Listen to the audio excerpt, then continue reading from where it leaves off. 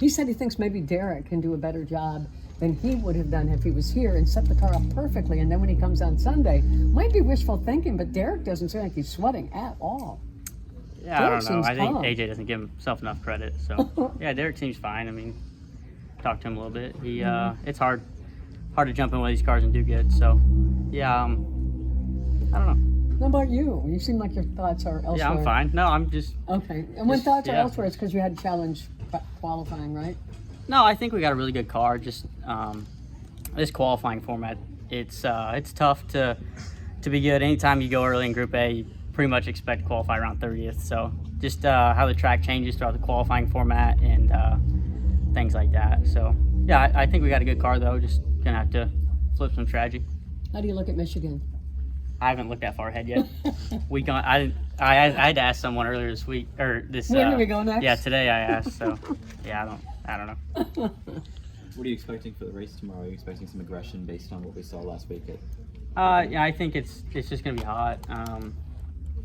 So it's gonna be tough to pass. I think the group's gonna move up quite a bit, and then just gonna be momentum racing. So I'm curious to test the car Monday, Tuesday, see if it's any better.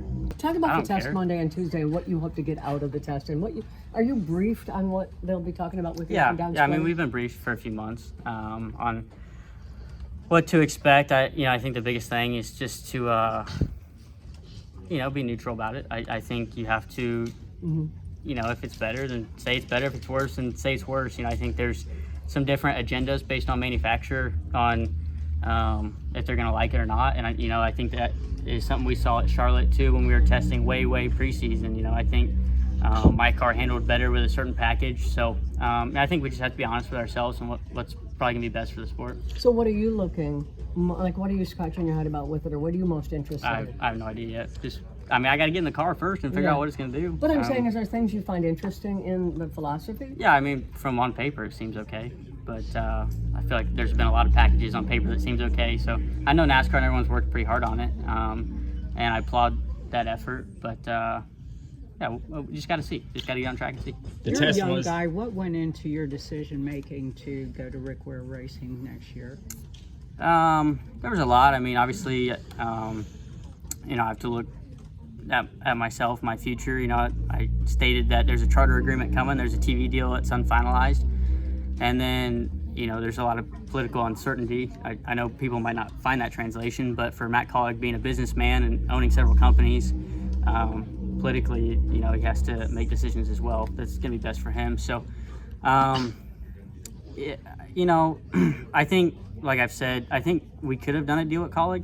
Probably would have been a one-year deal, and then I would have been out. I think Rick came to me and gave me a really good deal. I think Colleague was looking for more of a driver with some sponsorship behind him, and that's just where our sport's at right now. So I would have loved to stay with Colleague. There's no bad blood. They told me that the 31 car was mine there midsummer, and we just had to get funding for it, and we couldn't. So another driver with more money got it, and I'm excited to go to Rick Ware and start building that. I'm excited about it. I mean, I really am.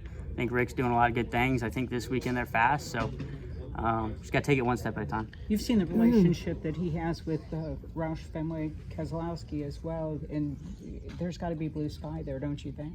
Yeah, there is. I think there's a part of Rick, though, that wants to do it himself. They're all going to be Rick's cars. Rick Ware owns every car, so I'm going to be racing Rick Ware cars, but definitely being on campus at RFK is going to be a big plus, and working with Brad and everyone over there is going to be a plus. So, I can't say that, Colleague doesn't have an alliance either. I've worked with Kyle Busch all year, and Kyle's been awesome and learned a ton from him. So, I think the biggest thing for me is just switching manufacturers. I've been with Chevrolet for my whole career, so I think it's going to be a little learning curve there, and gonna have to turn in my Chevy truck at the end of the year and get a Ford one. But other than that, shouldn't be much different. Did your uncle have any? What am I looking at? Money? Well, we know that, but I guess what I'm getting at is he still have any control of any of the charters at the club level? No. I said there that if we own charters at any point, we would have sold them to Dale Jr. for cheap and went and bought a boat. So the only thing that Todd does for me is just gets me a meeting with someone. He just knows We now have Austin City who in the back. to call. You know, I don't know who to call. I mean, this is my 3rd year in the Cup Series, so all Todd does for me is gives me a phone number and lets me handle the rest. It would have been one hell of a boat. Yeah. Oh yeah. It would have been a big boat, and it would have been a lot less stressful. We're looking at, heading into Indy, and Daniel Suarez was in here earlier, and he said that you guys have discussed turn 1 in some of the driver council meetings. What can they do to make that less treacherous? I think I think what worked at Chicago was the single file restarts, and I think in every driver's meeting to date we've asked for single file restarts, but obviously that doesn't look as good, for racing stuff. So we've been pushing towards single file restarts. We're not going to get that. I mean, the only reason we had it at Chicago is because of rain, but yeah, I mean, we're just trying to figure out where to move the restart zone and stuff like that. Appreciate your time. Thanks, Justin. The splitter test was moved here from New Hampshire. What kind of differences in data or just Yeah, track this is does probably that- better overall. I mean, this is a track that is super tough to pass on. Overall, it's probably going to be better for it.